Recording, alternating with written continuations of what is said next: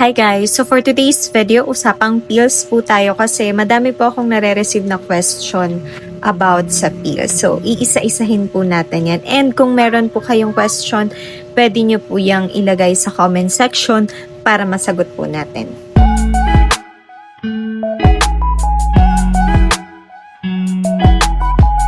So, unang tanong, kailan ba dapat iniinom yung mga pills? So, ideally po talaga dapat iniinom sila habang may regla. Better po on the first day of menstruation.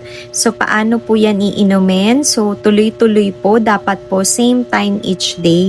O dapat pare-parehas na oras nyo po siya iinumin. For example, ininom nyo po, nag-start kayo, ininom nyo yan ng 8 p.m.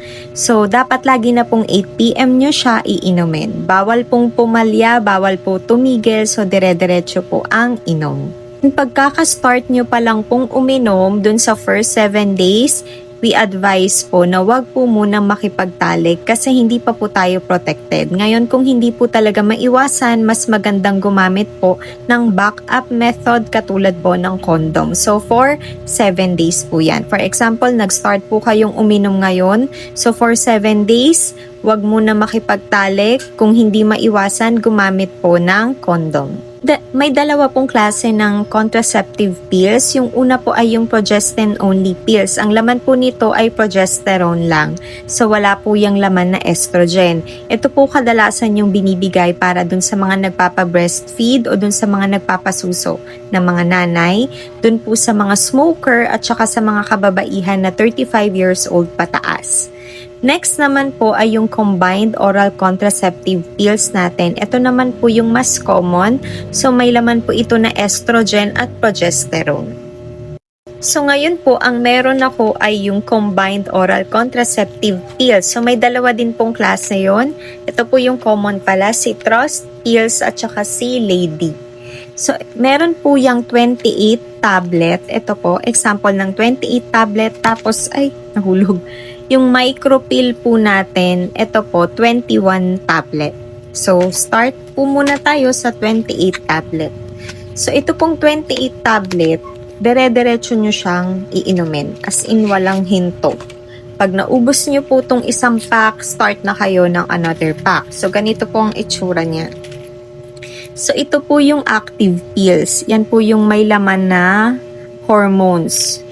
Then, ito po, vitamins po yan. So, for 7 days niyo po siyang iinumin. Then, yung likod niya, ganito yung itsura. May number po yan. So, mag-start kayo sa 1. Usually, pagka first day ng regla, so yan, start kayo sa 1. Then, sundan nyo lang po yan hanggang matapos. Pag naubos nyo na po tong isang banig na to, start na kayo ng another pack. So, wala talaga siyang tigil, dire-diretso po siya, inumin same time each day.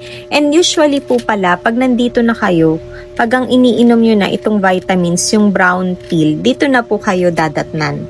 Pero, pag nagpipills po kasi, yung regla, hindi siya katulad nung regla natin, pag hindi nagpipills na malakas. So, dito po, usually, mahina lang. Pero, dito kayo usually dadatnan pag ito nang iniinom. So, wala pong problema yon. So, hindi po issue kung meron kayo tapos umiinom kayo ng pill. So, dire-diretso lang po. Wag po kayong hihinto. Again, ito po yung example ng 28-day pill natin. Ito naman yung example nung 21-day pill natin. Itong micro pill. Ito siya. Diba dun sa 28 days, ang nakalagay number 1, 2, 3 hanggang 28. Dito naman sa 28-day pill, ang nakalagay yung araw. Sunday, Monday, Tuesday, Wednesday, Thursday, Friday. So kung yung unang araw ng regla nyo ay Tuesday, so inumin nyo yung Tuesday. Tapos idire-diretso nyo lang po yan.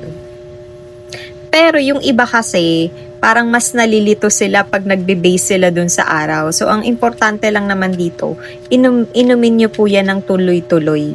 Hanggang 21 days, hanggang maubos nyo po ito. Pagka naubos nyo na po ito, magpapahinga kayo for 7 days. So, 7 days po wala kayong iinumin. Then, after 7 days, tsaka po kayo mag-start ng another pack.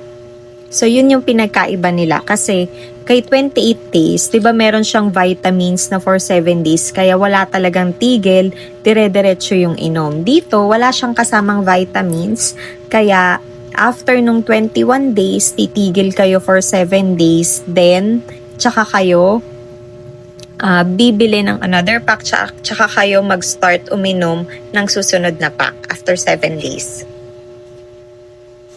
So, isa sa common question po sa akin, paano kung nakalimutan uminom? So, kung isang araw lang po kayong nakalimot na uminom, so inumin nyo po agad as soon as maalala nyo. Pero, iinumin nyo pa din po yung nakaschedule talaga na pill for today. For example, nakalimutan yung uminom kahapon. Naalala nyo siya kaninang umaga. So, inumin nyo po yun nung time na naalala nyo. Tapos halimbawa, ang schedule nyo talaga 8 p.m. So, mamayang 8 p.m., inom kayo ulit. So, parang sa isang araw, dalawa yung maiinom nyo. Pag isa lang ang nakalimutan yung inumin.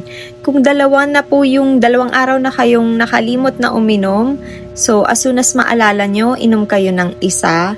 Then, inumin nyo din po yung nakaschedule for that day. So, again, dalawa po yung iinumin nyo. Pero, advisable na po na gumamit ng additional protection. So, for 7 days, wag po muna makikipagtalik o kung hindi maiwasan, gumamit po ng condom. Kung 3 araw na po kayong nakakalimot na uminom, mas magandang mag-start na po kayo ng another pack.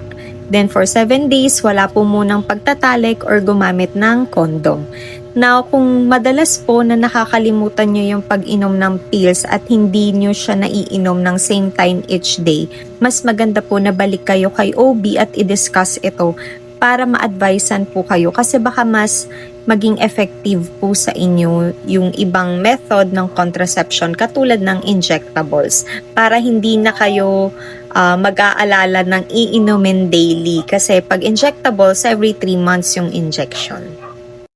So next, ano po ba yung common side effect pag umiinom ng pills? So unang-una makakaranas po kayo, common po ito na concern maski sa mga customer namin na sinasabi, sobrang sakit ng ulo nila.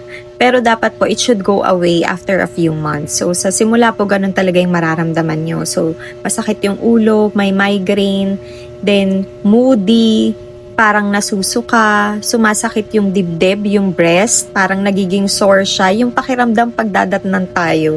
So parang ganun siya. Then yung iba, nagkakaroon ng breakthrough bleeding. So parang spotting siya. Pakonti-konting bleeding, ang tawag po nila ay breakthrough bleeding. Then kaya po lagi ko din pong nare-remind na mas magandang bago kayo uminom ng pills ay makapagpa-check up kasi hindi po lahat ng babae ay po pwede pang uminom ng pills.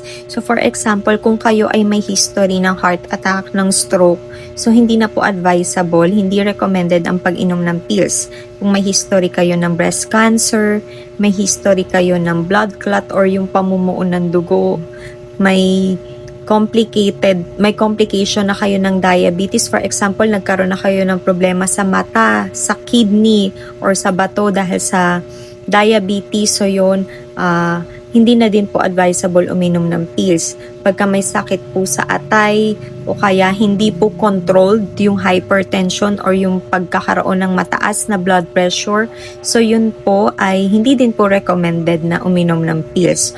So kaya po importanteng nagpapa-check up kasi i-assess po muna tayo. Safe ba sa atin? Depende sa ating kondisyon at medical history ang pag-inom ng pills. Then lastly, sa mga nagtatanong if effective ba talaga ang pill? So yes, effective po yan. Only if naiinom nyo po siya ng tama. So kung naiinom nyo siya ng araw-araw, walang mintes, same time each day, so effective po yan. Basta tama ang pag-inom. Yun lamang po. Salamat!